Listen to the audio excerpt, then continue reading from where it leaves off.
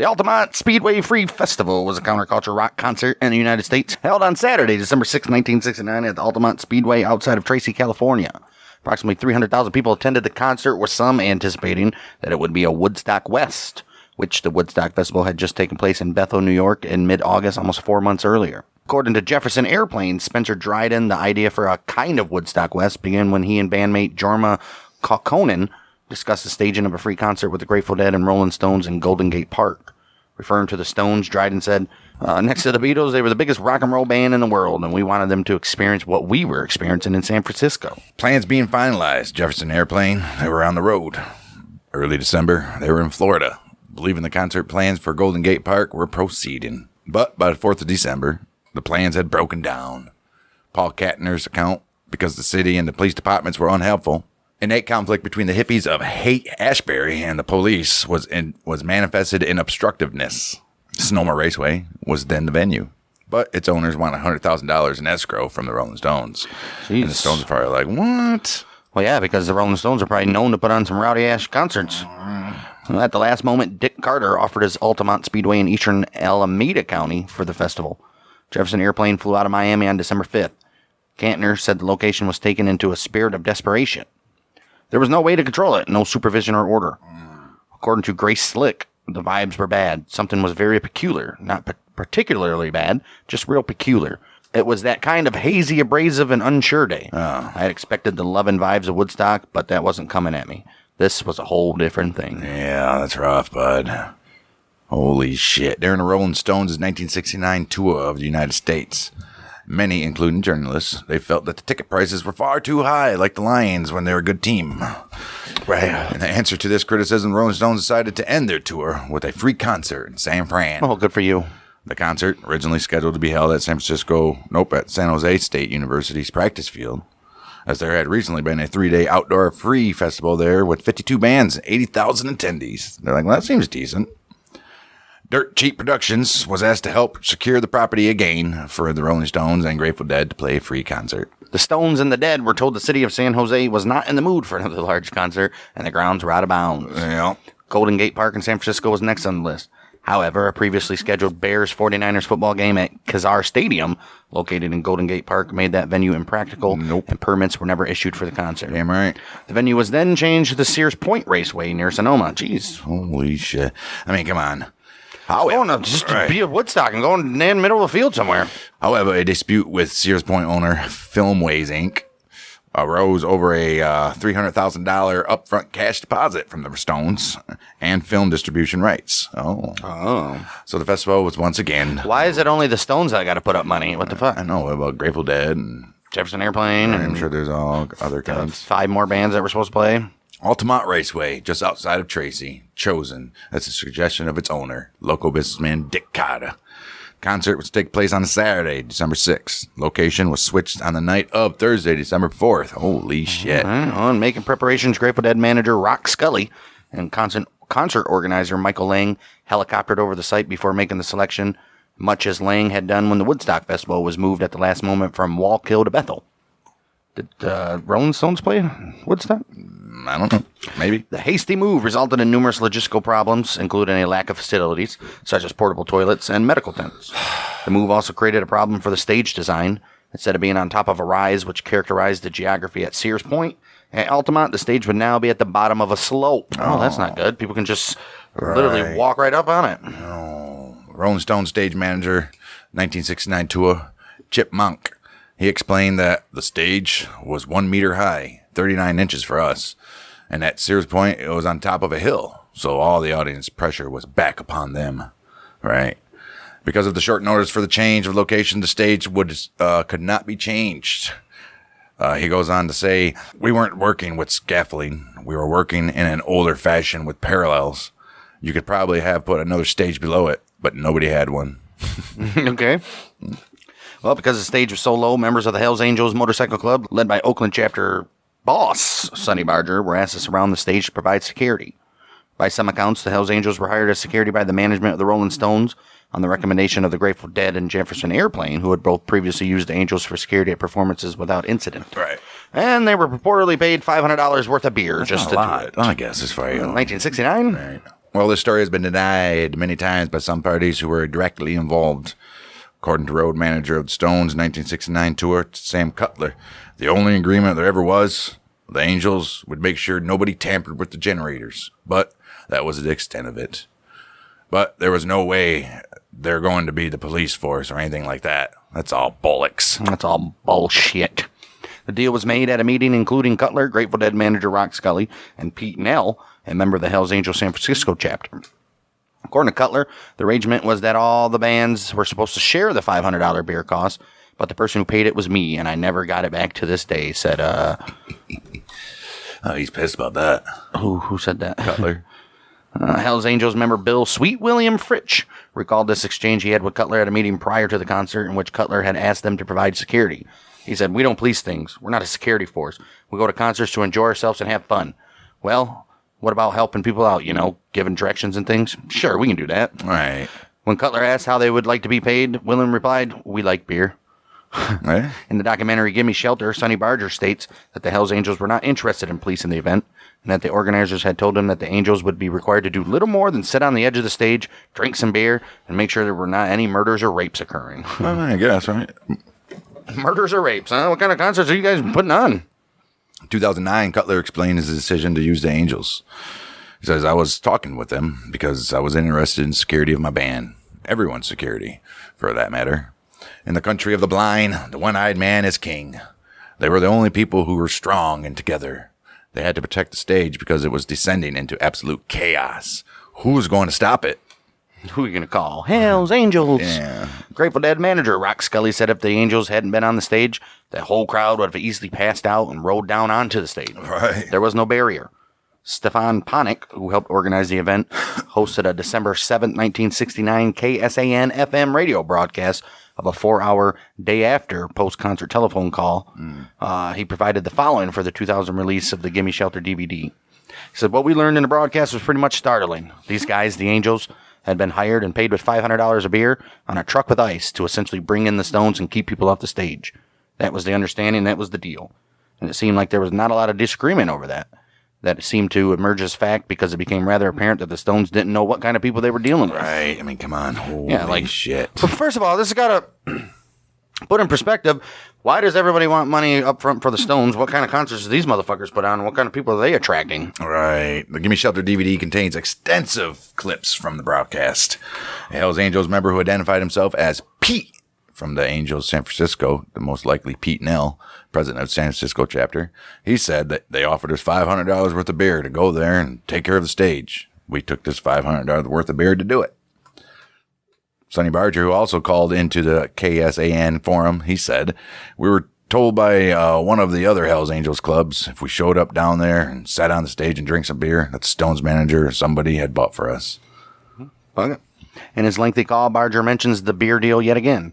"I ain't no cop. I ain't never gonna pretend to be no cop. I didn't go there to police nothing, man. They told me if I could sit on the edge of the stage so nobody could climb over me, I could drink beer until the show was over. And that's what I went there to do." Fuck it. Right. A woman who called into the program revealed that she had seen at least 5 fistfights from her vantage point of view near the stage and that the Angels were involved in every single one of them.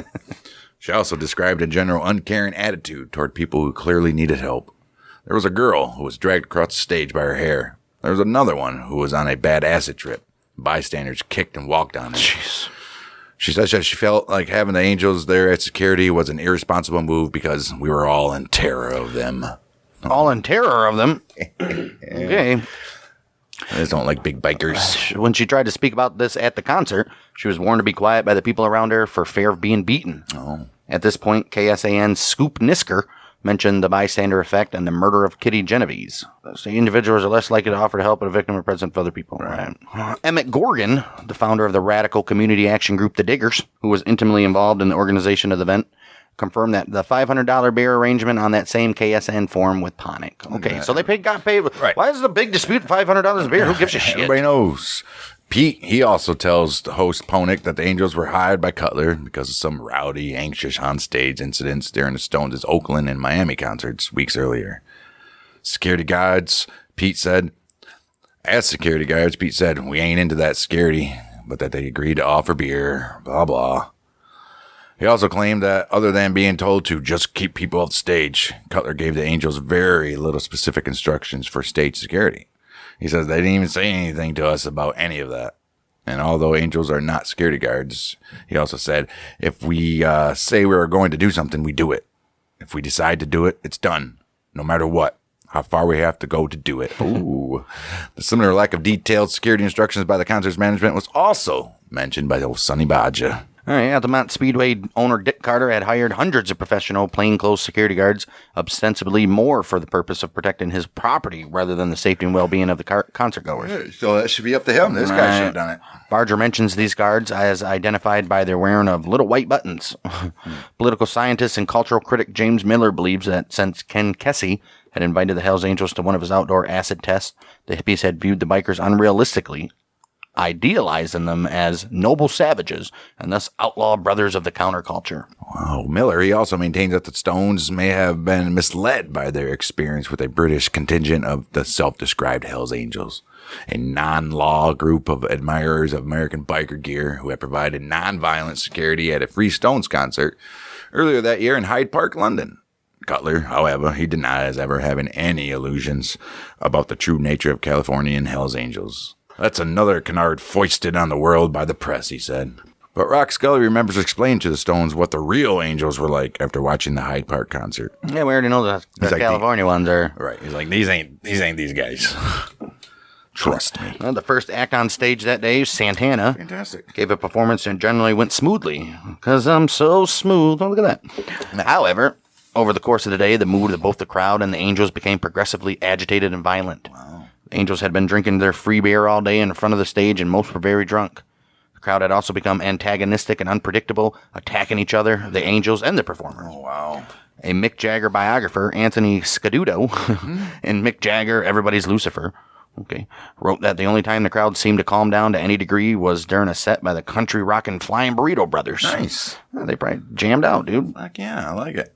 Well, however, Denise Jukes, lead singer of the local San Francisco rock band, the Ace of Cups, 6 months pregnant, hit in the head by an empty beer bottle thrown from the crowd and suffered a skull fracture. Damn. Stones later paid for all of her ambulance and medical services. The Angels proceeded to arm themselves with sawed-off pool cues. Ooh, that's illegal. And also motorcycle chains to drive the crowd further back from the stage. After the crowd, perhaps accidentally, toppled one of the Angels' motorcycles. Oh, shit. Well, it's your own fault for parking them in the middle of the damn concert. Well, you know what happened then? The Angels became unglued, and they became even more aggressive, including towards the performers. Jeez. Oh, shit. Here we go. Marty Balin of the Jefferson Airplane jumped off the stage to try to sort out the problem, only to be punched in the head and knocked unconscious by an Angel during the band's set.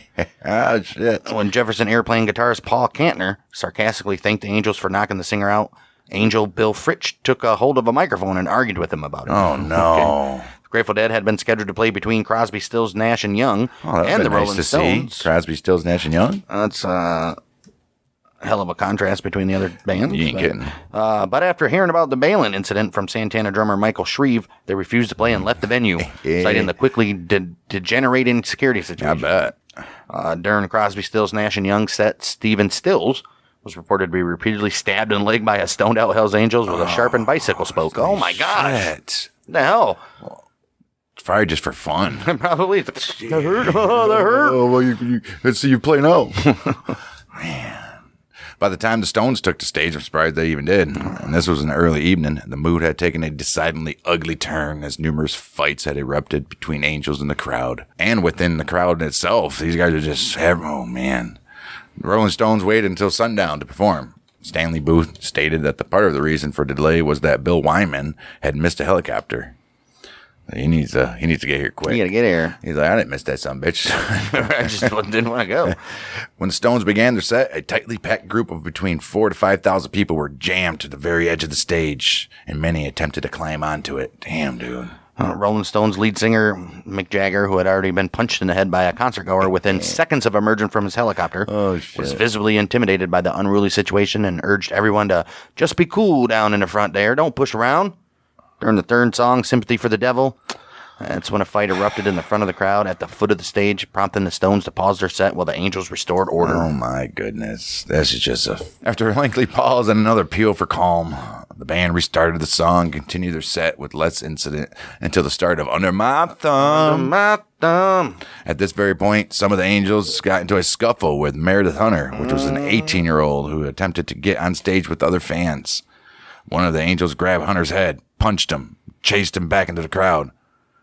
After a minute's pause, Hunter returned to the stage where, according to Gimme Shelter producer Porter Bibb, Hunter's girlfriend Patty Bredhoft found him and tearfully begged him to calm down and move further back into the crowd with her.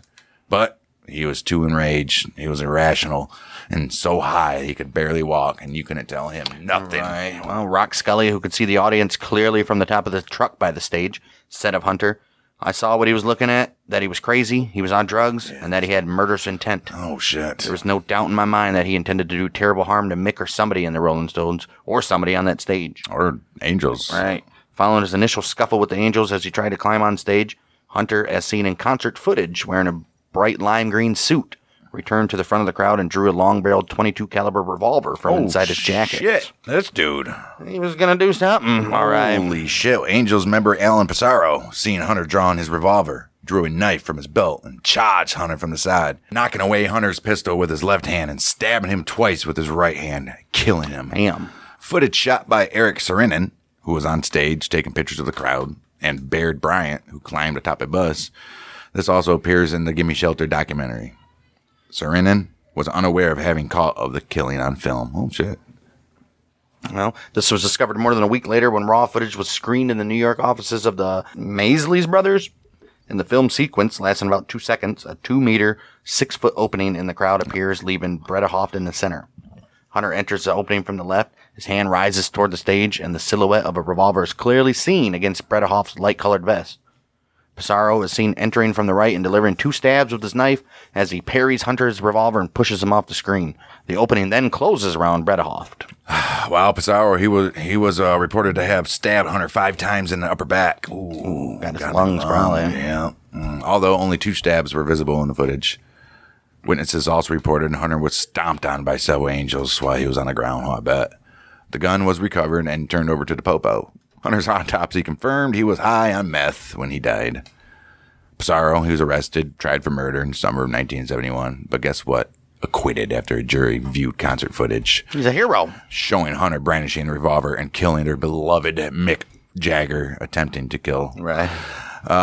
This concluded that Pissarro acted in self-defense. Sure did. The Rolling Stones were aware. Is it self-defense or is it like either or self-defense, community defense or something like that? Defending something, right? The Rolling Stones were aware of the skirmish, but not the stabbing. You couldn't see anything. It was just another scuffle, Jagger tells David Masalis during film editing. But it soon became apparent that they could see something of what had happened because the band stopped playing mid-song and Jagger was heard calling into his microphone, "We've really got someone hurt here. Is there a doctor?" "Hi, everybody." Right. After a few minutes, the band began playing again and eventually completed their set. And Mick's like, "Hey, Dr. Nick." Jagger told Maisleys, right? They all agreed that if they abandoned the show at that point, the crowd would have become even more unruly, perhaps degenerated into a full-scale riot. You know, it's a free concert and shit. Shit's happen like that. Why stay on stage and keep on doing it? I can see if people paid for tickets. Right. But like, hey, man, if you guys are going to be doing this shit, I'm doing this for you guys. I don't even have to be here. Going to continue this shit? We're fucking gone. 2003, Alameda County Sheriff's Office initiated a 2-year investigation into the possibility of a 2 years. Right, into a second Angels member having taken part in the stabbing. Finding insufficient support for this hypothesis and reaffirming that Pissarro acted alone, the office closed the case for good on the 25th of May, 2005. You know why? Because they're like, man, we got to get him on something. Maybe we can find people that are willing to say something else. Maybe, I bet you it was Sonny that did it. Right. The Altamont concert is often contrasted with the Woodstock Festival that took place fewer than 4 months earlier. While Woodstock represented peace and love, Altamont came to be viewed as the end of the hippie era and the de facto conclusion of the late 60s American youth culture. Altamont became, whether fairly or not, a symbol for the death of the Woodstock nation. Rock music critic Robert Christgau wrote in 1972 that writers focus on Altamont not because it brought on the end of an era, but because it provided such a complex metaphor for the way an era ended. Yeah, because the 60s started all peace and love, and then you descended into the Vietnam War, and just 70s were fucking... Dude, yeah, like beginning of 70 and 71 were just insanity. And then disco came. It was even worse. Fucking ruined it for everybody. Holy shit.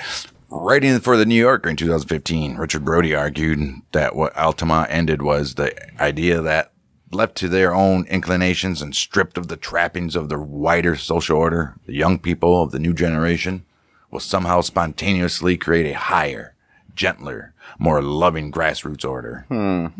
What died at Altamont is the Rousseauian dream itself. More contemporary perspectives challenge that since the Manson family murders, also ascribed to countercultural hippies, occurred even before Woodstock. Okay. Okay. The music magazine Rolling Stone, in a 14-page, 11-author article on the event, I mean, 11 authors, entitled The Rolling Stones Disaster at Altamont, Let It Bleed. Published in their January 21st, 1970 issue, stated that Altamont was the product of diabolical egotism, hype, ineptitude, money manipulation, and, at base, a fundamental lack of concern for humanity. Yeah, it kind of was. The article covered the many issues with the event's organization and was very critical of the organizers and the Rolling Stones. Right. One writer stated, "What an enormous thrill it would have been for an angel to kick Mick Jagger's teeth down his throat." Oh, jeez, dude. There's a lot of stories about Mick Jagger. Yeah, obviously. Like I said, concert people knew how... Must have attracted some fucking ragtag group of people coming to their concerts if they all wanted hundreds of thousands of dollars up front. Right. Another follow-up piece in Rolling Stone called the Altamont event, Rock and Roll's All-Time Worst Day. In Esquire magazine, Ralph Gleason observed the day the day that Rolling Stones played there, the name Altamont became etched in the minds of millions of people who love pop music and who hate it as well. If the name Woodstock has come to denote the flowering of one phase of the youth culture, Altamont has come to mean the end of it. Oh, wow.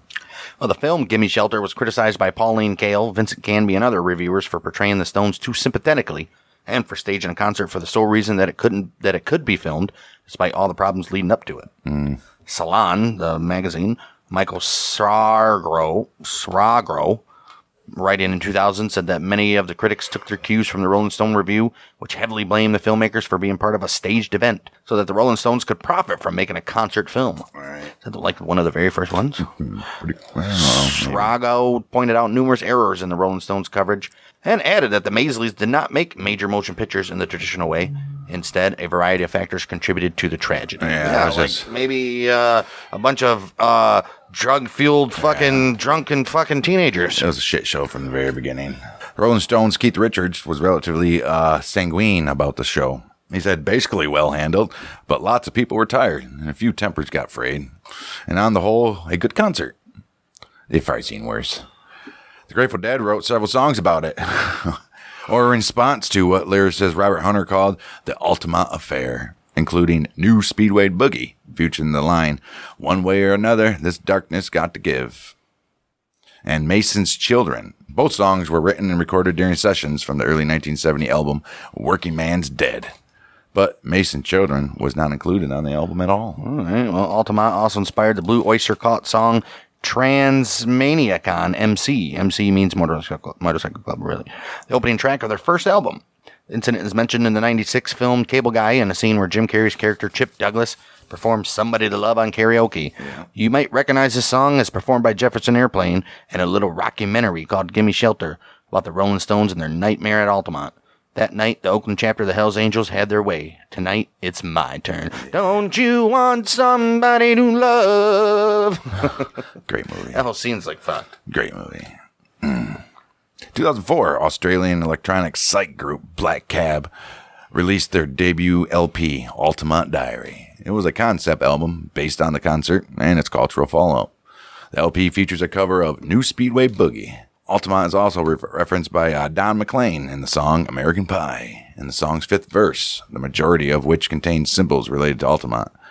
Jack Flash, a reference to San Francisco Candlestick, though that the venue had nothing to do with the actual concert. Sympathy for the Devil. Oh, the Devil, but it's actually Sympathy for the Devil. An enraged spectator watching someone on stage and an angel born in the hell. Oh, okay. McLean officially refused to confirm or deny the song's ties to Altamont until he sold his songwriting notes in 2015. Oh. Within the context of the song, Altamont served as a culmination of a period that had begun with the plane crash that killed Buddy Holly, Richie Valens, and the Big Bopper, during which things were headed in the wrong direction, and life was becoming less idyllic. It's the day the music died, man. Today, 2008, former FBI agent asserted that some members of the Angels had conspired to murder Mick Jagger in retribution for the Rolling Stones' lack of support following the concert, and for the negative portrayal of the Angels in the Gimme Shelter film. The conspirators reportedly used a boat to approach a residence where Jagger was staying on Long Island, that was in New York. The plot failing when the boat was nearly sunk by a storm. Jagger's spokesperson has refused to even comment on this matter. And they don't have it in here, but Sonny Barger also is on record as saying if we wanted to kill him, he's been in London a whole bunch of times, and those boys over there don't play around. We could easily taken him out. What did they say earlier? If we want to do something, it gets done. All right. I mean, come on, they ain't lying. January 2022.